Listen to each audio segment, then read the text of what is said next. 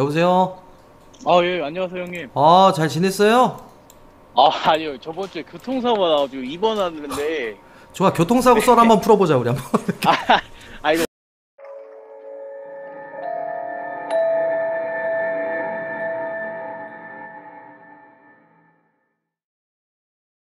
그 사고가 그 크게 난 건 없죠? 그러니까 다치신 네, 분들 없죠? 맞아요. 다 그냥 톡 아, 이게 박아가지고, 툭이구나, 툭. 네. 네, 접촉사고. 그래서, 다행이네. 뭐, 딱히 뭐, 그렇게 막 크게 다치진 않았고, 아, 형님, 저 드릴 말씀이 있어요. 그래요. 저도 시청자분들에게 말씀드린 게 오늘 사연이 마지막이자 이게 실제 있었던 일인데 많이 막 파주시진 않았으면 좋겠어요. 어차피 예. 유튜브로 다 관리하실 건데, 네. 그래요. 여러분들 혹여라도 이 영상 보시더라도 너무 깊게 파거나 그런 건 아니었으면 좋겠다라는 부분이 있습니다. 그러니까 어느 정도 이분이 실제로 겪었던 이 내용이 맞기 때문에 더 조심스러운 부분도 있을 거고, 그다음에 또 2차적인 부분에서도 좀 그런 게 있으니까 우리 유튜브 시청자 여러분들도 그냥 뭐 그렇다고 해서 뭐 가볍게 들읍시다가 아니라 너무 진실을 요구하는 공간까지는 안 갔으면 한다, 이 맞아요, 뜻인 것 맞아요. 같아요. 예, 예, 알겠습니다.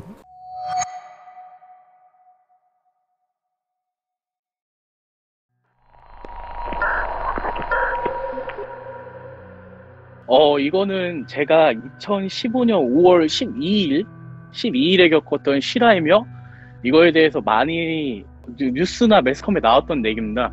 그 전으로 올라가서 5월 8일 정도인가 제가 무슨 일이 있어서 집에 오게 되냐면, 예비군 통지서가 나왔다 해가지고 집을 가서 전투복을 가져오려고 들렸던 날입니다. 그러고 나서 제가 예비군이 5월 12일 날 있었는데, 바로 위치가 어디였냐면 서울이었어요. 5월 12일 아침. 이제 무거운 마음으로 출발을 합니다. 그리고 저는 또 대학생이었고 휴학생이기 때문에 학교 예비군이 아닌 이제 동원훈련이라는 걸 끌려가게 됩니다. 동원훈련에 가면서 아침 9시까지 오라고 하거든요. 저도 그래서 7시인가? 7시인가 기상을 해가지고 이제 전투복을 입고 가서, 그때는 차가 없었기 때문에 버스 타고 택시 탄 다음에 서울에 어디 그 예비군 훈련장에 도착하게 됩니다. 도착하면은 어떻게 되냐면 사람들을 2열 종대로 이렇게 줄을 세워요. 줄을 세워가지고 어느 정도 인원이 차면은 그 인원들에게 명찰과 막 그 잔구르라고 하죠. 이제 엑스밴도, 하이바 이런 걸 막 다 줍니다. 방탄 헬멧 이런 걸 주면서 이제 배급을 하기 시작하는데, 그게 다 끝나고 나서 생활관에 들어갑니다. 이제 생활관에 들어가서 전혀 일면식도 없는 진짜 아저씨 중에 아저씨들과 함께 있으면 무슨 생각이 드냐면, 아, 집에 가고 싶다. 그러던 찰나에 이제 9시가 넘어서 그런 절차들이 다 끝나면 이제 강당 같은 데로 이동을 해요. 이동을 하면서 사람들이 이제 몇 생활관 모여주세요, 몇 생활관 모이세요 이러면서 막 이제 명찰 보고서 몇 번부터 몇 번까지는 줄 서고 이러거든요. 그래서 이동하는데 제 옆에 있는, 제가 38번이었고 39번인가 그 아저씨가 되게 잘생겼어요. 되게 삐까뻔쩍하고 피부도 막 물광 메이크업 한 것처럼 막 번쩍번쩍하고, 그러면서 막 눈썹이 일단 되게 진하더라고요. 그래서 잘생겼다 이러면서 막 부럽네 막 이러면서 막 이제 가고 있었는데, 딱 이제 가면은 강당 같은 데서 간단한 교육 같은 걸 합니다. 뭐 예비군은 어떻게 진행될 거며 이렇게 이렇게 하고, 그러면서 이제 딱 끝나고 나서 점심을 먹으러 가기 전에 생활관에 도착합니다. 근데 이제 어느 정도 사람들이 이제 잠도 깼다, 몸도 풀렸겠다 이러다 보니까 슬슬 말을 하기 시작합니다. 점심 뭐 먹을라나? 뭐 나올라나? 짬밥은 별론데 막 이러면서 막 이런 식으로 얘기하면서 약간의 어색함이 깨지기 시작하죠. 그래서 어색함이 깨지는 찰나에 한 분이 기억나는 게, 그 강남 쪽에 자기 아버지가 고기를 도매상이라고, 뭐 강남에 거의 고깃집이랑 고깃집은 다 들어가는 그런 부잣집 아들내미가 딱 왔었어요. 근데 그 아저씨가 저는 뭐 고깃집 뭐 이렇게 해가지고 뭐 배짱 장사한다, 뭐 어떤 분 전 IT 종사자다 이러고, 무슨 IT예요, 뭐 네이버예요, 아니요 그냥 폰팔이에요 막 이러면서 막 재밌게 막 이렇게 얘기를 하는데, 제가 아까 말했던 39번 그분이 아무 말도 안 하고 그냥 웃으셨던 것 같아요. 웃으시고만 계셔가지고, 그 고깃집 아들내미라 편하게 할게요. 그 고기 도매상 아들이 갑자기 그럼 아저씨는 뭐 하시는 분이에요? 이렇게 하니까 갑자기 웃으시면서 저 박수예요, 박수 이래요. 다 같이 뭐지? 뭔데? 박수가 뭐야? 이러면서 갑자기 그럼 박수 달라는 거구나 이러면서 막 박수 치면서 반가워요 막 이러면서 막 이랬거든요. 그랬던 기억이 나는데 갑자기 아저씨가 웃으시면서 그래요 이러면서 막 이러는 거예요. 그래서 별일 아니다 이렇게 하면서 뭐 이제 별거 아니고 이제 점심을 먹으러 갔습니다. 그때 점심을 먹으러 갔는데 박수 아저씨라고 부를게요. 박수 아저씨가 한 명을 계속 노려보면서 가는 거예요. 줄을 섰을 때부터 노려보고 그냥 표정이 약간 안 좋으신 거예요. 안 좋아가지고 제가 또 챙겨드렸거든요. 아저씨 이것 좀 먹고 하세요. 이러면서 어차피 저녁 때 할 것도 없는데 TV나 보면서 같이 얘기나 하시죠. 이러면서 막 거기서 누들 그라탕 먹고 OS 먹고 하면서 깔깔깔깔 거리고 있었습니다. 취침이 들어가는데 제가 갔었던 예비군 훈련장은 불침번을 안 세워요. 거기에서 근무하는 애들이 불침번을 대신 서주거든요. 근데 제 옆에 있던 39번 박수 아저씨가 갑자기 절 깨웁니다. 한 시간이 11시 30분 정도 된 것 같은데 갑자기 담배도 안 피시는 분이거든요. 담배도 안 피시는 분이 밖에 나가서 담배 한 대만 피고 오자고. 네, 아 그러죠 이러면서 이제 저도 잠이 안 오는데 담배 하나 피러 가시죠 이러면서 담배를 피러 나갔습니다. 근데 갑자기 나가시면서까지 그 뒷모습을 보면은 되게 막 비장해요. 비장하고 뭔가 막 굳건하고 결의에 가득 차 있어요. 박수 아저씨는 흡연자가 아닌데 저보고 담배를 피면서 얘기를 들어달랍니다. 그래서 아이 뭔데요 아저씨, 이거 빨리 피고 들어가서 자고 싶은데, 그러니까 갑자기 좀 진지하게 얘기할 거니까 믿고 판단해줬으면 좋겠다. 들어보고 판단을 해라. 근데 그 내용이 심상치가 않습니다. 그냥 밑도 끝도 없이 자기랑 같이 나가자입니다. 내일 아침에. 제가 아니 아저씨 지금 나가면은 이거 다시 또 받으러 와야 돼요. 여기 저희 하루치밖에 이거 포함 안 돼요 시간. 나머지 2박 3일 그거 다 채워야 돼요. 1박 2일 동안. 그래도 자기 믿고 나가자입니다. 그래서 아니 밑도 끝도 없이 왜 나가냐고 하냐고, 뭐 뭔 일 있어요? 이렇게 물어보니까 뭔 일은 없는데 내일 무슨 일 난다고 믿어달라고 가자입니다. 그래서 아니 제발 이러지 마시고 나를 설득해보기라도 하라고. 나는 지금 내가 만약에 지금 학원을 다니는 입장인데 막상 나는 쉬려고 나왔는데 이것도 나가게 되면은 다시 또 학원 일정에 맞춰가지고 이거 예비군 빼서 이렇게 받은 것 같은데 어떻게 하냐. 그러니까 책임지실 거냐. 그러니까 무조건 자기 따라서 밖에 나가면 당신이 나한테 밥을 살 거라고. 아저씨가 나한테 밥 사줄 일 생기니까 믿고 나가달라고. 그래서 그래요 나갈게요 이러면서 저도 약간 안 나가면은 기분이 이상한 겁니다. 되게 막 확신에 차 있고 막 약간 부탁이 아닌 강요적인 부탁? 막 눈빛이 막 진짜 막 용맹하다고 해야 되나요? 그 시선이 아직도 잊혀지지가 않는 게 믿고 나가달라고. 더 긴 말은 나가보면 안다고 막 이런 식으로 얘기를 했거든요. 그래서 제가 약간 이걸 안 따라가면은 그 초반에 얘기했던 것처럼 1탄에서 얘기했던 것처럼 뭔가 이 사람 믿지 않으면 나한테 뭔가 일이 생길 것 같은데 이런 생각이 들면서 저도 모르게 알겠어요. 그러면 이거 한 대 피고 들어가서 나갈 준비 하시죠.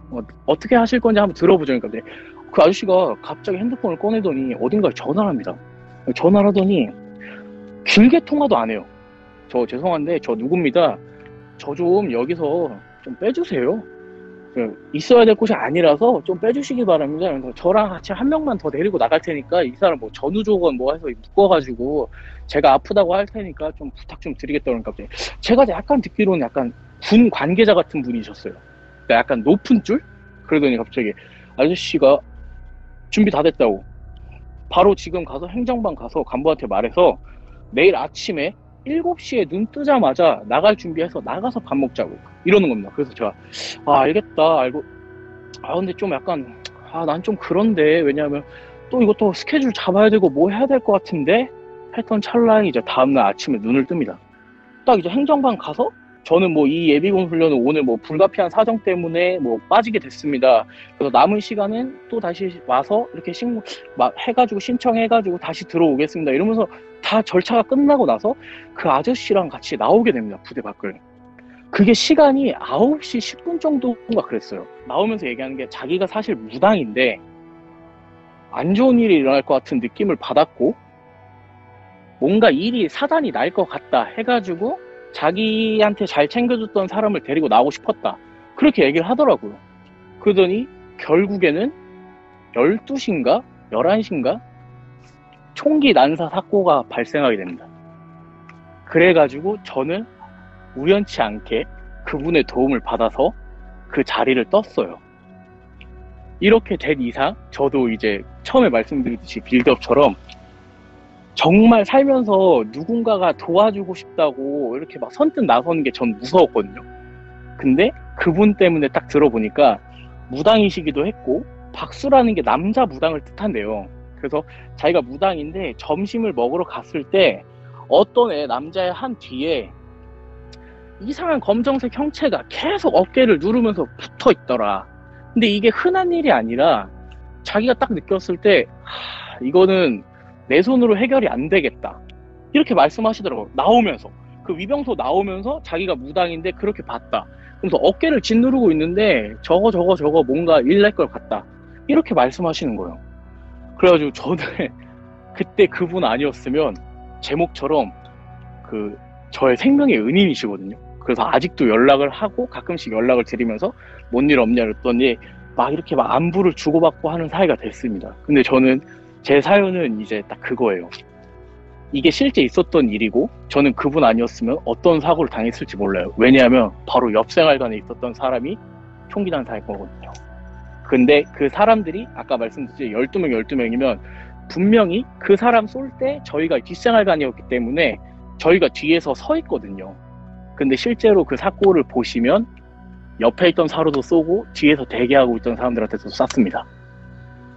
이래서 제가 깊게 파고들지 않아주셨으면 좋겠다고 한 거고 조금 별로 안 된 사건이기 때문에 좀 무거운 거예요.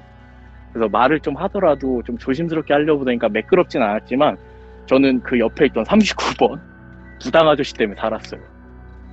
그래서 제 사연은 여기까지입니다, 시원 형님. 와, 아니야 진짜 이게 사건이 뉴스에 있어요? 아, 있어? 나왔어? 네. 와, 이게 아니 난 얘기를 들으면서 살만살만했거든. 그러니까 왜 우리가 좀 괴담 같은 거 듣다 보면 와, 저 사람들 뒤에 저승사자 꼈어 이런 게 아니라 진짜 생판 네. 모르는 무당이 와가지고 다음날 나갑시다 네, 라고 했을 맞아요. 때 저 이거를 솔직히 무슨 사기꾼인 줄 알았어요, 정말로. 그러니까. 근데 그 확실에 찬 눈빛 있죠, 형님. 너는 눈빛. 내가 데리고 나간다. 너는 내 말 믿어줄 것 같으니까 얘기한다. 이런 식의 느낌? 근데 그분이 말하는 게 아직도 기억이 나요. 밥을 먹을 때 제가 아까 말씀드렸잖아요. 누군가를 노려보면서 계속 쯧쯧거렸다고. 와, 기사에 있어요, 여러분들. 와, 나는 이 사건에 대해서 잘 모르거든. 왜냐면은 2015년도에 나 뭐 있지? 아무튼 그 뉴스를 잘 안 봐가지고 그때 당시에는 그런 사건이 있었구나. 제가 딱 말씀드리는 게 처음에 2013년 군대에 있었던 일, 그 다음에 이번 예비군, 그 다음에 말씀드렸던 마지막이 독서실 그거예요. 그게 제가 세 개는 진짜 어떻게 보면은 저를 만들어준 계기거든요. 그래서 꼭 시청자분들에게 말씀 들어주고 싶었고, 아니 근데 신기하기도 일단은, 하고 무섭기도 하고. 네. 일단은 우리 시청자들도 그렇고 저도 그렇고 가장 궁금해한 게 이 부분일 것 같아요. 그 무당쌤 네. 존나 용하네요 진짜. 그래서 진짜 이거 이 친구의 그 세 가지 썰이잖아요 여러분들. 세 가지 3종 세트인데 하나하나가 다 진짜 엄청나네요 정말로. 와. 아무튼 이렇게 또 오늘 하루 감사합니다. 네, 감사합니다, 고마워요. 형님. 들어주셔서 감사합니다, 시청자분들. 네, 알겠습니다.